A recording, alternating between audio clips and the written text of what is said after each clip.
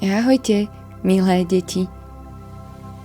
Dnes si rozpovieme príbeh o dvoch včielkach a ich veľkom sne. Predtým, ako si ho rozpovieme, sa spoločne uvoľníme a naladíme sa na počúvanie. Pohodlne si sadnite, alebo ak chcete, môžete si aj ľahnúť. Pokúsime sa spoločne uvoľniť vaše telíčko, ktoré je po celom dni isto unavené.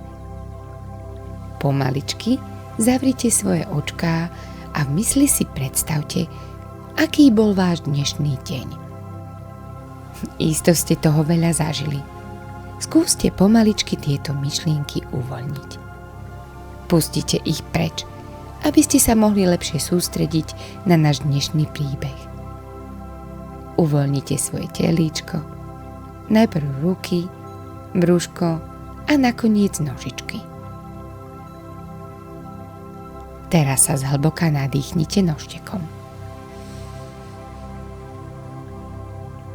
Cítite, ako vám cez nožtek prúdi do tela vzduch a rozlieva sa po celom vašom tele. Teraz pomaly vydýchnite vzduch ústami. A ešte raz. Pomaly sa nadýchnite a pomaly vydýchnite. Hotovo? Na okraji malého lesa, v lúke plnej pestrofarebných kvetov, žili dve malé včielky, Bzučko a Meduľka. Boli to nerozluční kamaráti, ktorí vždy hľadali nové dobrodružstvá a nikdy sa spolu nenudili.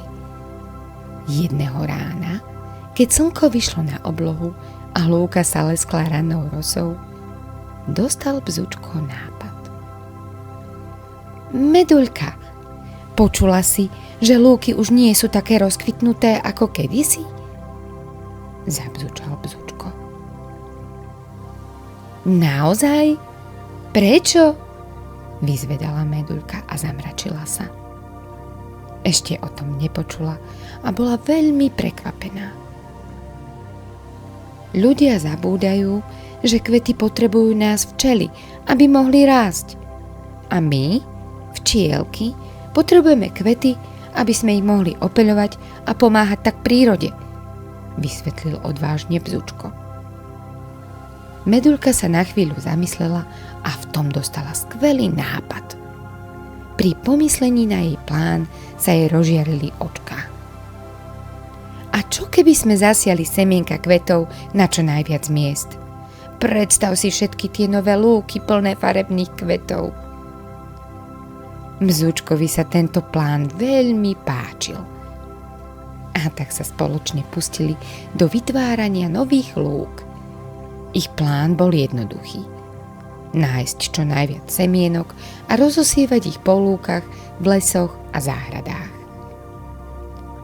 Obe včielky sa najprv vybrali na tú najväčšiu lúku v okolí. Tam našli kvety všetkých farieb a druhov. Červené máky, žlté sedmokrásky, modré zvončeky. Ako Bzučko zberal peľ, Meduľka si všimla, že keď preskočí z jedného kvietka na druhý, kvietok sa zakolíše. Bzučko, pozri na toto, zvolala Meduľka s nadšením a skočila z jedného kvetu na druhý. Kvietky sa pod ňou kývali ako malé trampolíny. Bzučko sa zasmial. To je úžasné, skúsme sa odrážať z kvetu na kvet, takto nám to pôjde rýchlejšie a navyše to bude zábava. Vytešoval sa. A tak začali pracovať. Skákali z kvetu na kvet a smiali sa. Každý ich skok zároveň prenášal peľ, čo bolo presne to, čo potrebovali, aby vytvorili čo najviac nových kvietkov. Deti, predstavte si, že ste aj vy včeličkou a skáčete z kvetu na kvet. Ohromne sa pritom zabávate a máte zo seba dobrý pocit, že pomáhate prírode. Na vaše nožičky sa vám chytá jemný peľ, opeľujete všetky kvietky naokolo vás. Z takto opelených kvietkov potom vyrastie na strome jablčko, ktoré vám balí maminka do školy na 10, alebo sladučká jahoda, ktorú v lete tak radi jete. Poďme ďalej počúvať, ako pokračuje dobrodružstvo Bzučka a Medulky. Tí počas svojej práce objavili drobné semienka, ktoré spadli z kvetov do trávy. Vzali ich do svojich drobných nožičiek a nosili ich na miesta, kde neboli kvety.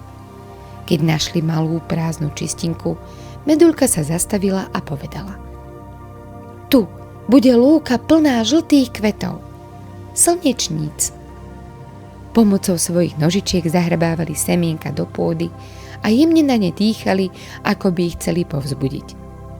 Musíte rásť, malí kamaráti, čoskoro vás prídeme navštíviť.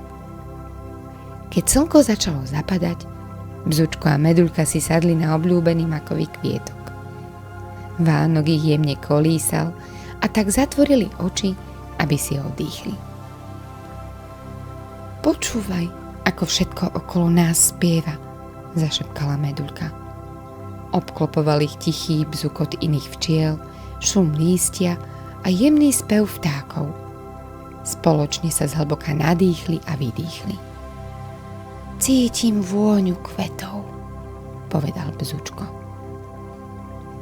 O pár dní nové kvety začali klíčiť a o niekoľko týždňov bola lúka plná pestrofarebných nových kvietkov. Včely z celého úľa prišli na nové lúky a boli šťastné, že majú viac potravy.